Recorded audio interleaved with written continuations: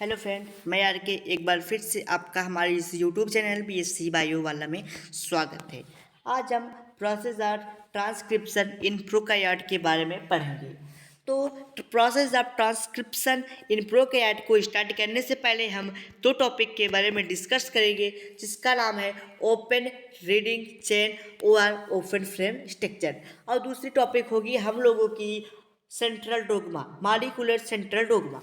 तो central dogma के पहले बात करेंगे हम लोग कि डीएनए से आरएनए बनना। किसका? डीएनए से आरएनए।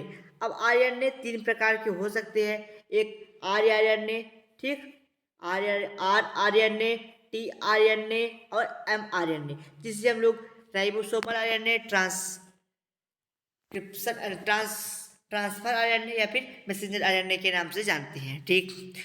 तो डीएनए से एमआरएनए यानी कि हम लोग मैसेंजर आरएनए की बात करेंगे, यानी कि डीएनए से आरएनए, कौन सा आरएनए, एमआरएनए बनने की क्रिया को हम लोग ट्रांसक्रिप्शन कहते हैं, ठीक। ये रही एक मोटी मोटी बात। उसके बाद आरएनए से डीएनए बनने की क्रिया को हम लोग ट्रांसलेशन कहते हैं, ठीक। सॉरी, आरएनए से यानी कि एमआरएनए से प्रोटीन की बनने की क्रिया को हम लोग ट्रांसलेशन कहते हैं, ठीक। एक बार देखते हैं कि ये प्रोसेस कंप्लीट कैसे होता है। तो हमने बात कर रहे थे कि डीएनए से एमआरएनए बनना, यानी कि जब डीएनए से आरएनए, आरएनए में कौन सा आरएनए, एक मैसेंजर आरएनए की बनने की प्रक्रिया को ट्रांसक्रिप्शन कहते हैं, ठीक। यहाँ तक बात कम समझ में आई। उसके बाद एमआरएनए से प्रोटीन बनने की क्रिया को हम लोग ट्रांसलेशन कहते हैं, ठीक। तो formation of mRNA from DNA is called as transcription and formation of protein from mRNA is called as translation, and this complete process and uh, transcription and translation is also called as central dogma, यानी कि RNA में RNA द्वारा protein बनना तथा DNA द्वारा mRNA की बनने की यानी कि ट्रांसक्रिप्शन तथा ट्रांसलेशन के कंप्लीट प्रोसेस को हम लोग सेंट्रल डोग्मा के नाम से जानते हैं, ठीक। अब लोग हम आगे बढ़ते हैं। उसके बाद मैंने बताया कि ओपन रीडिंग चेन क्या होता है, ठीक। तो ओपन रीडिंग चेन क्या होता है उसके बारे में जानेंगे, यानी कि जीन में दो रीजन पाया जाता है, एक यूटीआर का पहला रीजन और एक यूटीआर का दूसरा रीजन, यानी कि यूटीआर यूटीआर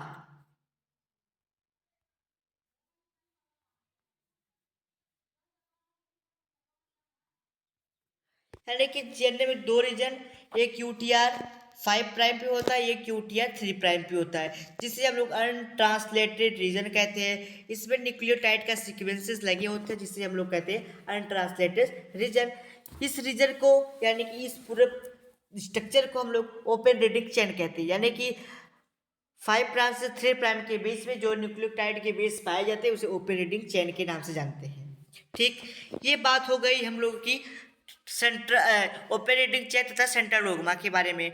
अब एक बात हम लोग और करते हैं कि डीएनए से, ठीक, डीएनए से आरएनए की बनने की प्रक्रिया को हम लोग ट्रांसक्रिप्शन कहते हैं, ठीक। जबकि आरएनए से, कौन से आरएनए से, एमआरएनए से एमआरएनए से डीएनए की बनने की प्रक्रिया को हम लोग क्या कहते हैं? तो क्या कहते हैं हम लोग? Reverse transcription. रिवर्स ट्रांसक्रिप्शन इसलिए कहते हैं क्योंकि इसमें एमआरएनए द्वारा डीएनए का निर्माण होता है, ठीक। आगे बढ़ते हैं। तो हम लोग देखते हैं कि ये प्रोसेस ऑफ ट्रांसक्रिप्शन क्या होता है और वो भी प्रोकैरियोट में। तो transcription is a process in बिन RNA formation occurs from DNA with the help of RNA polymerase, यानी कि आरएनए पॉलीमरेज की उपस्थिति में डीएनए से आरएनए की बनने की प्रक्रिया को हम लोग ट्रांसक्रिप्शन कहते हैं, ठीक। उसके बाद जो ट्रांसक्रिप्शन प्रोसेस होती है वो प्रोकैरियोट में प्रोकैरियोट में जब होती है तो वो साइटोप्लाज्म में होती है, जबकि यूकैरियोट में न्यूक्लियस में होता है। ये मोटी मोटी बात रही ट्रांसक्रिप्शन के बारे में। अब क्या होता है कि वायरस में ट्रांसक्रिप्शन होता है, लेकिन उसमें रिवर्स ट्रांसक्रिप्शन पाया जाता है। रिवर्स ट्रांसक्रिप्शन का मतलब ये हुआ कि mRNA से DNA का फॉर्मेशन होना, यानी कि इन सब वायरसेस, कुछ वायरसों में occurs from DNA formation occurs from the mRNA, यानी कि DNA का फॉर्मेशन मैसेंजर RNA से होता है, वो भी रिवर्स ट्रांसक्रिप्टेज एंजाइम की उपस्थिति में, जिस कारण और वह यह प्रोसेस होस्ट में, यानी कि अगर जिस भी बॉडी में हो रहा है उसे उसका होस्ट मान लिया जाएगा, और होस्ट के किस में होगा, न्यूक्लियस में। ठीक, आगे बढ़ते हैं हम लोग। जनरली डीएनए जेनेटिक मटेरियल, वास्तव में सब लोग डीएनए को ही जेनेटिक मटेरियल मानते हैं, जबकि आरएनए और डीएनए दोनों जेनेटिक मटेरियल होता है। ठीक, होता क्या है कि आरएनए तथा डीएनए में सबसे अच्छा जेनेटिक मटेरियल डीएनए को माना गया है। डीएनए ये जेनेटिक मटेरियल यूकैरियोट तथा प्रोकैरियोट में होता है, जबकि आरएनए वायरस का जेनेटिक मटेरियल होता है। ठीक, उसके बाद करते हैं कि process of transcription is in prokaryote completed with in 3 step. जो प्रोकैरियोट में ट्रांसक्रिप्शन होता है वो 3 स्टेप में कंप्लीट होता है, जिसका नाम है इनिशिएशन, इलांगेशन, टर्मिनेशन। इनिशिएशन में क्या होता है कि इसमें चेन का इनिशिएशन होता है। आपको कई जगह chain initiation, chain elongation, chain termination देखने को भी मिल सकता है।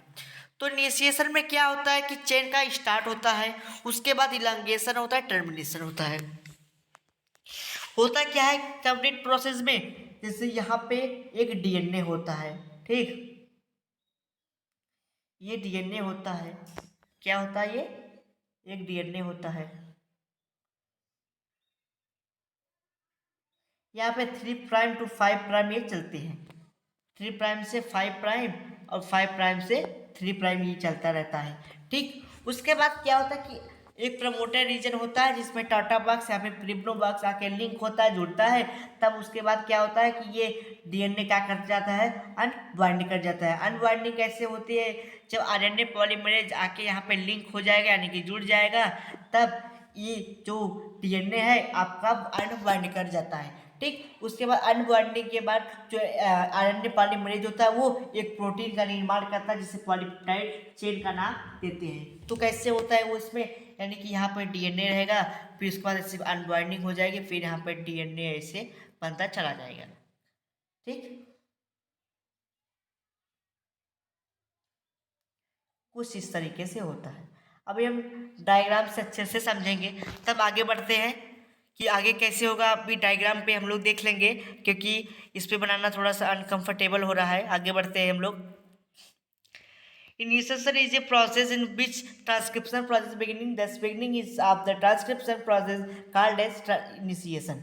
यानी कि मतलब ट्रांसक्रिप्शन का स्टार्ट होना, यानी बिगिनिंग होना, स्टार्ट होना ही ट्रांसक्रिप्शन कहलाता है, यानी कि इनिशिएशन ऑफ ट्रांसक्रिप्शन कहलाता है।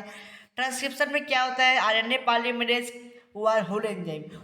आरएनए पॉलीमरेज को हम लोग होलो एंजाइम देते हैं। होलो एंजाइम यानी कि यह 6 सब यूनिट का बना होता है, जिसमें 2 आइडेंटिकल अल्फा, एक बीटा डैश, ओमेगा तथा सिग्मा फैक्टर होते हैं। अगर आप ये नहीं जानते हैं तो हमारे पिछले वीडियो में देख के आप देख लीजिए, वहाँ पे हमने अच्छे से बताया कि होलो एंजाइम क्या तो होता है, कोर एंजाइम क्या होता है, सबके बारे में पता है। सब यूनिट कैसे कैसे होते हैं, कैसे कैसे लिंक हुआ है, आपस में कैसे जुड़े हुए हैं, सब कुछ मैंने बताया हुआ है। Third polymerase of holo enzyme first bind with the promoter region.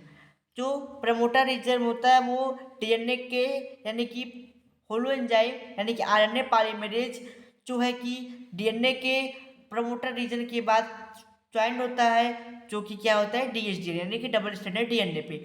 जो एक आरएनए पॉलीमरेज होते हैं, आरएनए पॉलीमरेज फिर कॉम्प्लेक्स बना लेता है। ठीक, in prokaryote promoter site consist of 6 base, जो कि मैंने अभी बताया। जो प्रमोटर रीजन होते हैं उस पर टाटा बॉक्स आके लिंक होता है। टाटा बॉक्स को प्रिब्नो बॉक्स कहते हैं। प्रिब्नो बॉक्स की इसलिए कहते हैं क्योंकि प्रिब्नो नामक एक साइंटिस्ट थे, उन्होंने इसकी खोज की थी, टाटा की। Generally these are called as TATA box, जबकि इसे हम लोग जनरली पास कुछ हमेशा टाटा बॉक्स के ही नाम से बोलते हैं, प्रिप्टो जल्दी नहीं बोलते। The sigma factor of RNA polymerase recognise promoter site of TATA box. The core enzyme of polymerase causes mentally hydrogen bond between A and T, thus DNA base of expand out of the unbinding of DNA strand। किसमें ये बताएगी कि promoter reason जब link होता है, promoter reason पे आके TATA box जुड़ जाता है, उसके बाद डीएनए की अनबाइंडिंग होती है आरएनए पॉलीमरेज की उपस्थिति में। ठीक, उसके बाद इलांगेशन में क्या होता है, यानी कि जब अनबाइंडिंग हो जाती है किसकी, डीएनए की, ठीक, ओपन, यानी कि डीएनए जब ओपन हो जाता है तो आरएनए पॉलीमरेज कॉम्प्लेक्स का फॉर्मेशन होगा। उसके बाद क्या होगा, सिग्मा फैक्टर डिसोसिएट हो जाएगा, उससे निकल जाएगा। ठीक, तो क्या बचेगा, होलो एंजाइम। होलो एंजाइम जो है कि आरएनए पॉलीमरेज कहते हैं, यह कोर एंजाइम सिंथेसिस करेगा एमआरएनए का, जिससे एक कंप्लीमेंट्री बनेगा बेस का, और बेस पेयर क्या होगा 3 to 5 प्राइम डायरेक्शन में रन करेगा। ठीक, उसके बाद क्या होगा कि ठीक, उसके बाद जो 3 to 5 प्राइम या 5 to 3 प्राइम पे रन करेगा। फिर डीएनए टेम्पलेट बना लेगा। टेम्पलेट जो डीएनए होगा, एक डीएनए का एक डीएनए में 2 स्ट्रैंड होगा, एक टेम्पलेट की तरह कार्य करेगा तो दूसरा नॉन टेम्पलेट की तरह कार्य करेगा, जिसको हम लोग नॉनसेंस या सेंस के नाम से भी जानते हैं।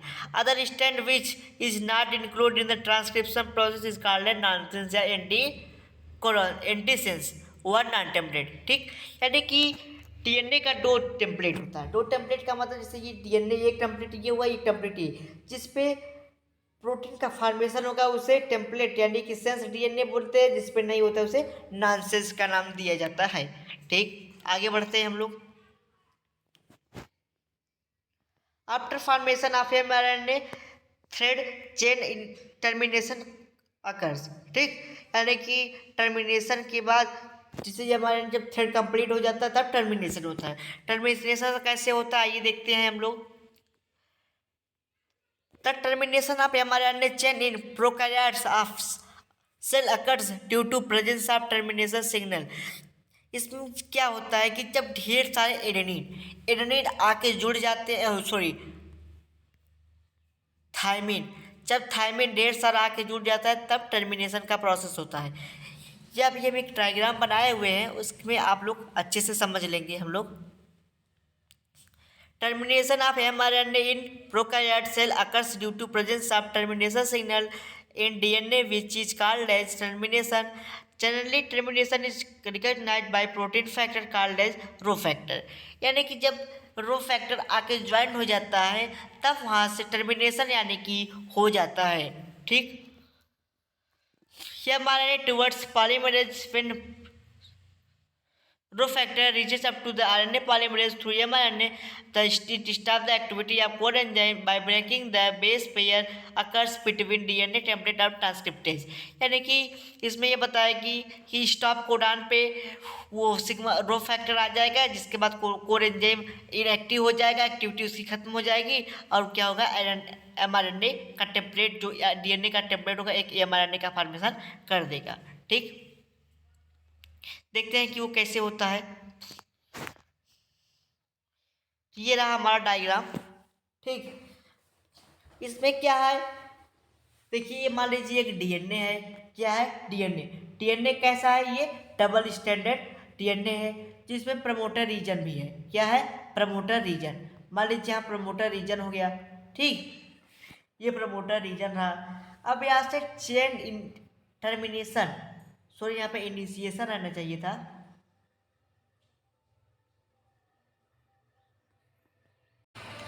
ठीक, यहाँ पे इनिशिएशन रहेगा, टर्मिनेशन मिस्टेक से हो गया है। एक इनिशिएशन होगा, एक प्रमोटर रीजन होगा, और यहाँ पे क्या होगा, आरएनए पॉलीमरेज बाइंड करेगा। इसमें क्या होगा कि मान लीजिए डीएनए है, एक टर्मिनेशन यानी कि इनिशिएशन होगा, उसके बाद एक प्रमोटर रीजन आएगा। यानी कि यहाँ से जब चेन स्टार्ट होगा तो प्रमोटर रीजन पे पहुँचेगा। प्रमोटर रीजन पे टाटा बॉक्स लगा रहेगा। ठीक, टाटा बॉक्स पे के बाद क्या आएगा कि आरएनए पॉलीमरेज और किसके साथ, सिग्मा फैक्टर के साथ ये आरएनए पॉलीमरेज था, ये सिग्मा फैक्टर, ये दोनों आके बाइंड कर जाएंगे। बाइंडिंग के बाद क्या होगा कि जो आरएनए होगा यहाँ से, यहाँ पे इनिशिएशन रहेगा, ठीक, यहाँ पे जब इनिशिएशन होगा कोर एंजाइम और सिग्मा फैक्टर, ठीक, सिग्मा फैक्टर कोर एंजाइम दोनों आपस में लिंक करके जो है कि आरएनए पॉलीमरेज डीएनए के साथ एक कॉम्प्लेक्स का फॉर्मेशन कर देगा। कॉम्प्लेक्स का फॉर्मेशन करने के बाद जो है कि डीएनए की अनबाइंडिंग कर देगा। यहाँ पे जो 3 प्राइम से 5 प्राइम, 5 प्राइम से डी 3 प्राइम जाएगा, तो यहाँ पे क्या होगा, ये अनबाइंड, जब डीएनए अनबाइंडिंग यानी कि डीएनए का थ्रेड ओपन हो जाएगा, तो यहाँ से क्या होगा, एक स्टैंड सेंस की तरह, दूसरा नॉन सेंस की तरह कार्य करेंगे। देखिए क्या होगा, ओपन आरएनए पॉलीमरेज क्या एक डीएनए कॉम्प्लेक्स बना लेगा, ठीक। उसके बाद जो नॉनसेंस और नॉन टेम्पलेट डीएनए होगा स्टैंड, यानी कि जो इसका एक टेम्पलेट होगा, ये नॉनसेंस की तरह कार्य करेगा, दूसरा एक सेंस की तरह कार्य करेगा, यानी कि एक के द्वारा ये एमआरएनए का फॉर्मेशन होगा तथा दूसरे के साथ नहीं होगा, ठीक। तो यहाँ पे जो टेम्पलेट रहेगा डीएनए के, उसी से एमआरएनए का फॉर्मेशन होगा। उसके बाद एमआरएनए में क्या होगा कि यहाँ पे ये कोर एंजाइम होगा, यानी कि आरएनए पॉलीमरेज होगा, ये यहाँ से चलते हुए आता हुआ, यानी कि देख सकते हैं आप लोग कि यहाँ पे था, यहाँ पे आ गया, यानी कि जब इसकी अनबाइंडिंग होगी धीरे धीरे ये घिसकेगा और एमआरएनए का फॉर्मेशन करता जाएगा। फिर एक प्रोसेस ऐसा आएगा जहाँ पे इसको रो फैक्टर मिल जाएगा। कौन सा फैक्टर, रो फैक्टर। जब रो फैक्टर मिल जाएगा वहीं से जो है कि ये सिग्मा फैक्टर यानी कोर एंजाइम डिसोसिएट हो जाएगा। डिसोसिएट करने के बाद एक कोर एंजाइम के साथ जब आरएनए पॉलीमरेज की सिंथेसिस हो जाएगी, उसके बाद ट्रांसक्रिप्शन यहाँ से खत्म हो जाएगा। यही कंप्लीट प्रोसेस होता है ट्रांसक्रिप्शन में। तो अगर समझ में नहीं आया तो आप एक बार हमसे कमेंट कर दीजिएगा, हम एक फिर से एक कोई सेपरेट वीडियो ला के आपको समझा देंगे।